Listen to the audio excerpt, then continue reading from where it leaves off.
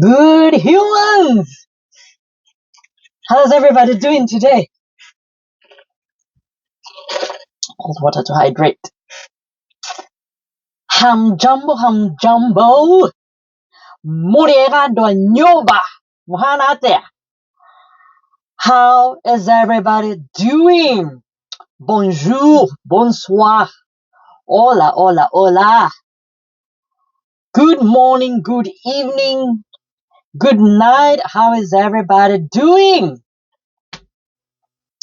I am doing fantastic.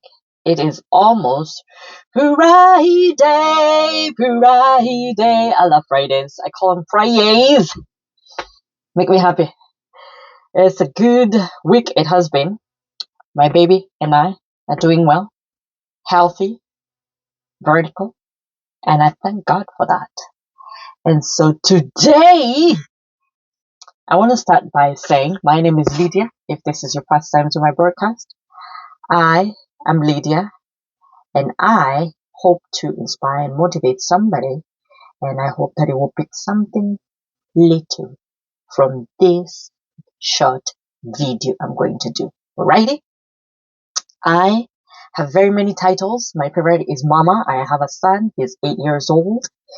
He is the reason why I am here today. He has spinal muscular atrophy, is on the autism spectrum, but he is doing fantastic. And if you have watched my page, then you have seen him wheeling around on his power chair. He's doing fantastic. I also have a YouTube channel, Lydia Waigi's Way, and I post videos there, and I post videos on Facebook also. And so I appreciate y'all for joining on the ride with us. So today I am going to tell you how I was let go from a job and how that spin around came. So 2022 is the year. It was going to be a very busy year because in 2021, we usually go for regular appointments with my son. And the one which I had requested to be pulled forward a bit as we were starting the following year is one by orthopedics, bone doctors. In this case, this surgeon was a neurospine doctor. And the reason we used to see this team of providers is because my son has, with spinal muscular atrophy, your spine tends to curve. You can have an S curve or a C curve. C curve is hunchback. S curve is to the side, either right or left. Now, we had been following up with this surgeon for a while. The S curve, the one for the side, had been stable and steady, had not increased too much. But the C curve had been gradually increasing. Now, I had requested for us to be seen a little earlier because he was having trouble with breathing, and he was also having trouble with secretion control. I was not usually I do respiratory therapy, and I was not able to clear him the way he clears. And that in what that would tell me is that his lungs are a little more squished, and his room for breathing is reduced. Usually, that would be the key that the sign that we now need to do surgery.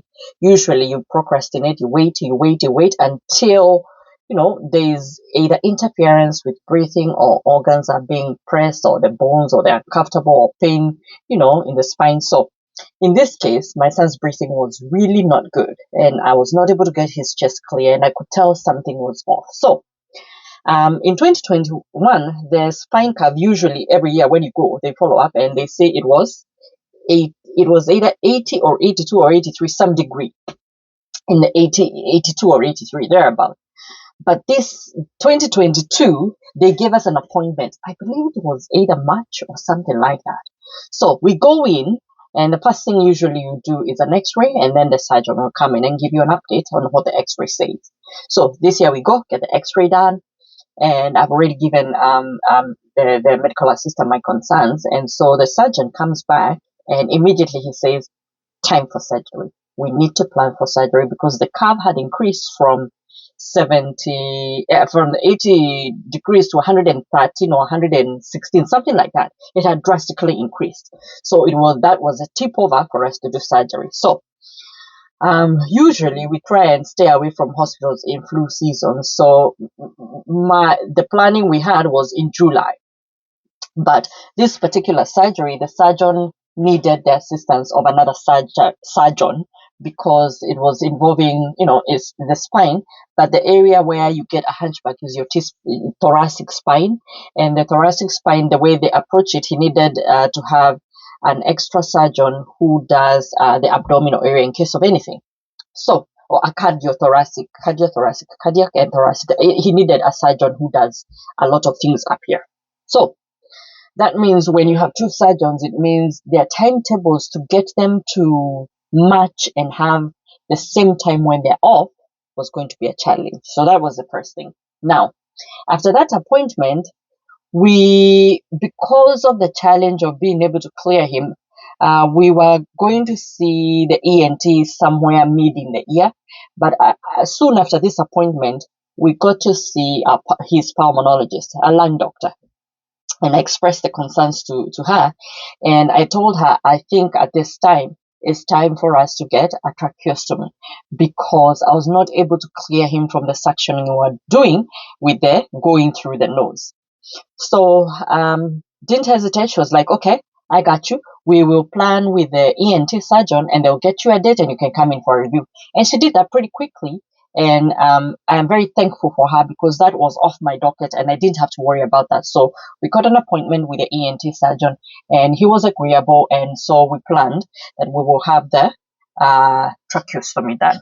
But I had requested for that whole team, that whole consortium of the ENT and the orthopedic, if they could coordinate so that we don't have admissions in, different months of the year where we have to go in and then go in again.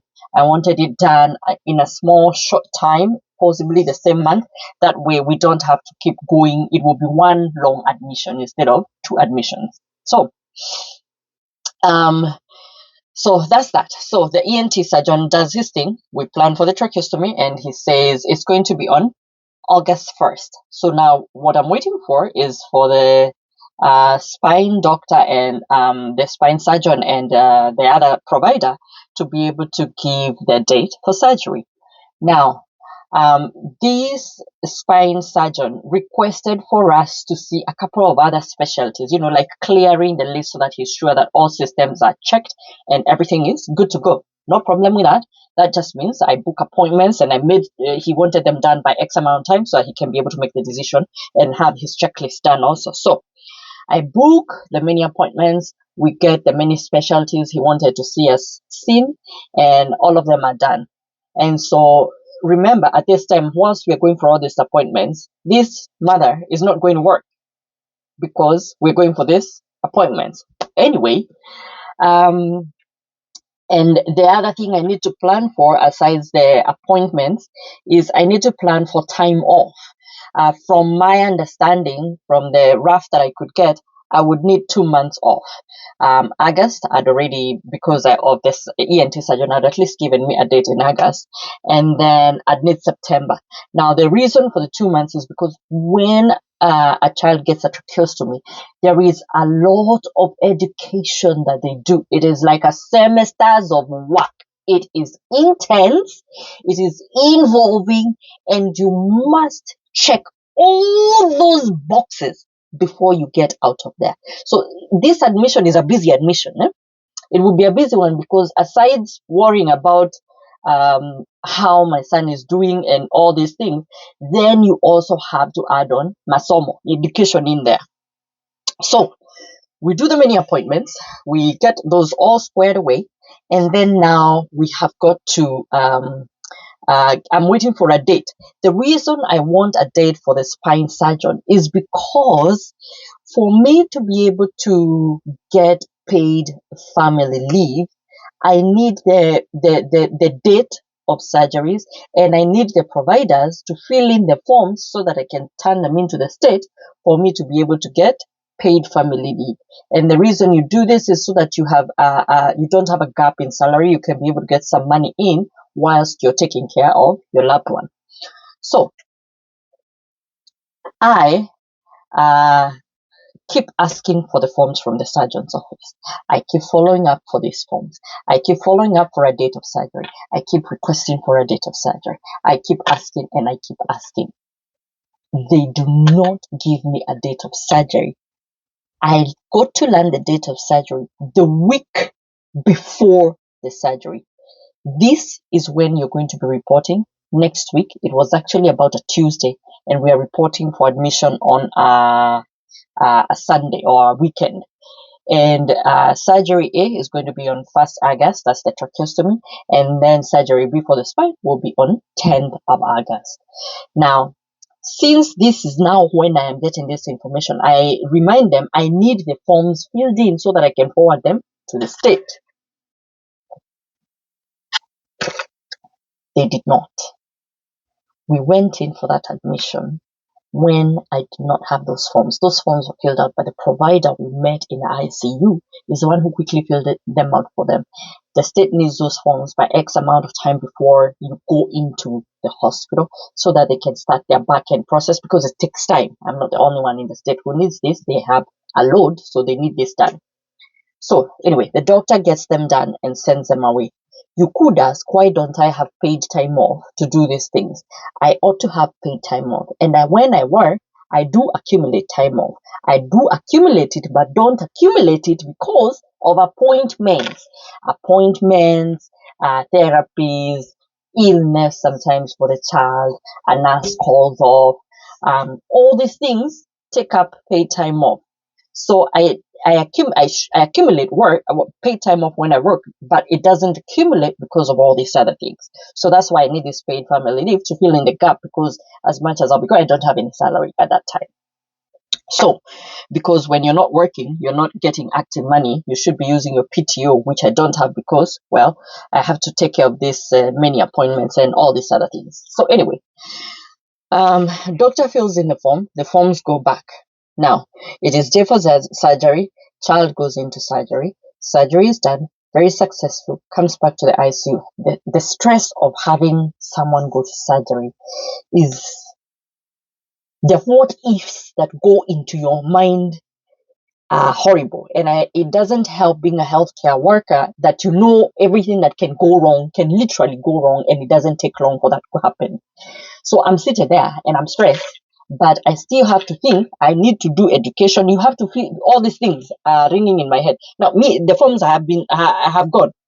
So what I did not know, and unfortunately, when you're an immigrant in this country, you learn things as you go, and sometimes I don't have time to research on these specific things, and this has bitten me in my behind a couple many times. But this particular one, I did not know that when you fill out this form, since it was a block of 2 months, I did not know that every week I have to log on to the site and say that I haven't used any pay time off from work so that the state can pay me. I didn't know that. So I had arranged myself to pay forward X amount of many bills, for the 2 months.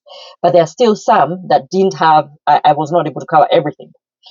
So that meant, because I did not do the checking in, because whilst I'm in the hospital, I'm stressed. I'm still thinking about my son going for surgery, recovering from surgery in the ICU, doing rounds in the ICU. I'm still thinking about the education that I need to do. We are still planning for the next surgery. So you're still taking in doctors to review, to check this, check this, check this. It was a busy time. And so that fell in the cracks, as it would always sometimes happens. And it is what it is. But it was a hard lesson because I didn't have a paycheck for those 2 months. My paycheck was $0. Now, I had tried to pay most of the bills, but evidently some I hadn't. And so I got to know this now way when we were about to leave hospital, is when now my brain was able to, look at my emails and see I had so many emails of bills that have not gotten paid. I could not do anything about it. It is what it is. I was hopeful that my son would do well, which he did with the 2 surgeries. And I did all the education that was needed. I was able to do it a little faster just because of the background of knowing some things, but I was able to do the knowledge, and get us out of the hospital in 1 month, 1 week ish, thereabout. So, we come home. I am this 1 month that now we are not in hospital. I am anticipating I'm going to use it for making sure my son is comfortable. And when I mean comfortable, I mean you have just reoriented the spine of somebody. They were used to staying in a certain way. Their body had accommodated that certain other way. The body had changed. The curves had changed. The hips, everything had shifted to accommodate the different shifts in the curves. Now, when you undo that, you have to check to be sure that are they able to work and do things the way they used to do them? Is he able to drive his power chair and be safe driving his power chair the way he used to? How long can he stay seated for? Because if you're going to send him back to school, you need to know, do I need to send him for half days? Do I need to send him for 3/4 day? Can he sustain a whole day? What do I need to do to get him stronger, get his core back, get his lungs back, get him in tip-top shape so that when he needs to go back to school, he is able to do so, or even not go back to school, he is able to live in the community and here at home comfortably. And is he even able to tolerate a car ride? And so all those things I'm doing in my head, mathematics. So anyway, this 1 month that we are going to be off now is going to be used for that before I go back to work.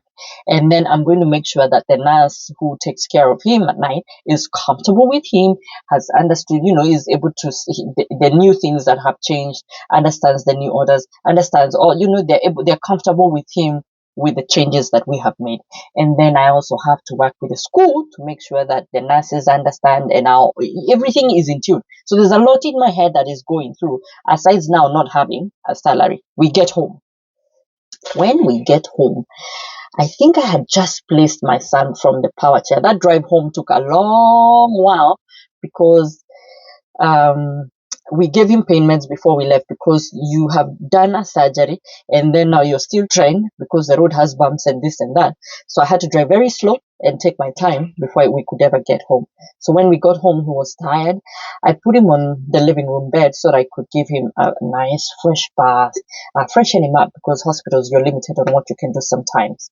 So before I could even do anything, text my boss. And I knew something is off. Usually I have a good gut feeling, and I knew this was not going to be right because of just the timing of it. When you're on FMLA, it shouldn't be bothering you, but or asking for things. But this time he asked if I had some time and if I can make time to give him a call. So after I was done with my son, I gave a call. I had a feeling this day was going to come. It wasn't a matter of if it is going to come, it was a matter of when it was going to come. So this was the time. And my boss told me we have a change of management, and by the change of management, you're required to work X amount of weekends and this and that and this and that. And I immediately knew this was the beginning of the end. And so did a rebid and whatever else they required. And from all that, at least he did let me know, we're going to let you go.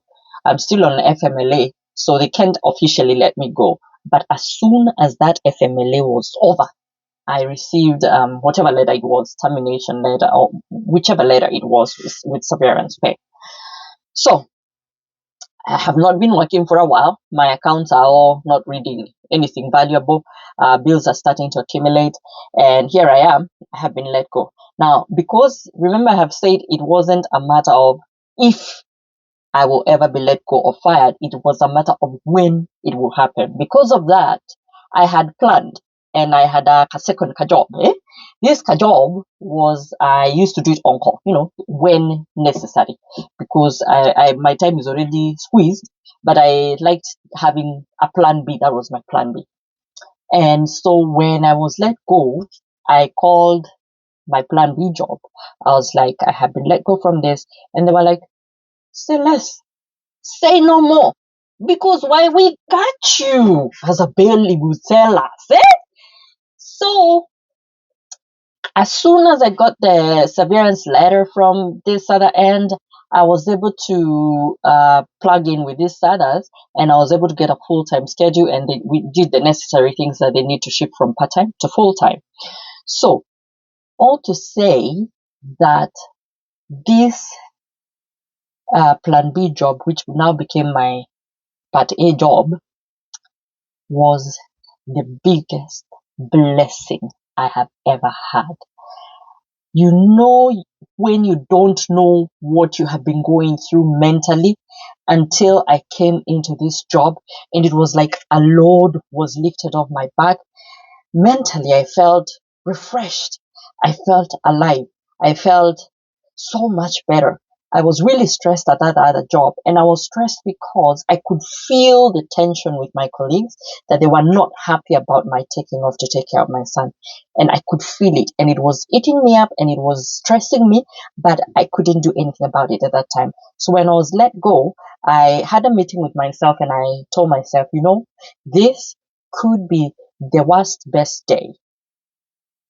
The worst best day. It could be your worst best day, and God never makes mistakes.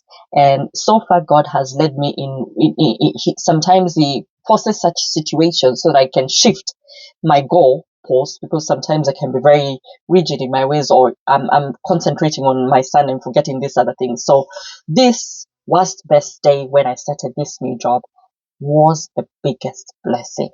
My mental health markedly improved. I was able to relax. I was able to enjoy my job more. I am able to get a schedule where I can, I have some leeway on when I can work, when I can't work. And because it is in home health, they are much more understanding of, the dynamics of raising a child like my son. It has been the best job. It does come with much less pay, because that's exactly what home health is. You can't get the same pay scale you get when you work in a hospital, but that less pay has been made up for by the sanity I have acquired, the peace of mind that I have acquired, the extra time just to be able to be with my son has been fantastic. In other words, sometimes we hold on too much, we miss out on what we could be getting. Had God not really intentionally fully shut this door, you are fired, you are let go, I might have stayed there and not have known the peace of mind that I have now, and I may not have acquired the time that I've been able to have with my child, to concentrate, to care for him before he goes to school, for him to see my face before he goes to school, and for him to see my face in the evening when I go to pick him up. It has been the biggest blessing. God never makes mistakes. And when this one door shuts, another one will open, a chimney will open, a door will open, a window will open. You just have to be in tune with God and trust and hope and pray and know that He will lead you. And He has done a good job with me and my little man. Now, letting go. It was not too terrible after all. In hindsight now, I am very thankful that it happened the way it did. And I'm very thankful for where I am now, even though that I was let go. And so, whilst it may not happen that way for everybody, just know that even though that one door closes, another one will open. Just believe it, just trust it, just pray it, and just hope it, and it will happen. Now, goodbye.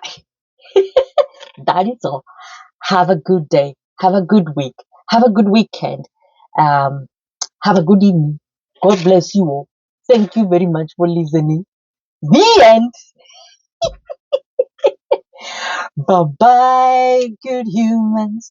Bye bye, bye bye, bye bye, bye bye.